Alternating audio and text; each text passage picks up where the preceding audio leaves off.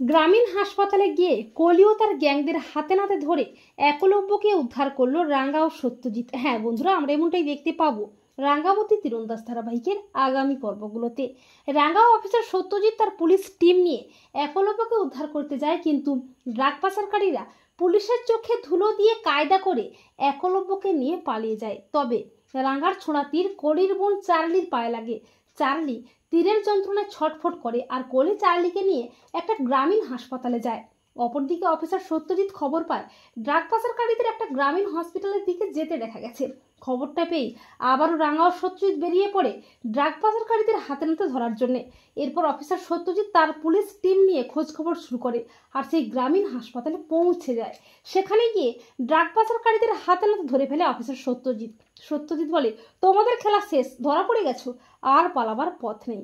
আর রাঙ্গা drug পাচারকারীদের তীর দিয়ে সাহায্য করে একলব্যকে উদ্ধার করে। তো বন্ধুরা, তোমরাও এটাই চাও তো যে গ্রামীণ হাসপাতালে গিয়ে কলিও তার গ্যাংদের হাতে নাতে ধরে একলব্যকে যেন উদ্ধার করতে পারে রাঙ্গা ও সত্যজিৎ? কমেন্ট করে এক্ষুনি জানিয়ে দাও তোমাদের মতামতটি।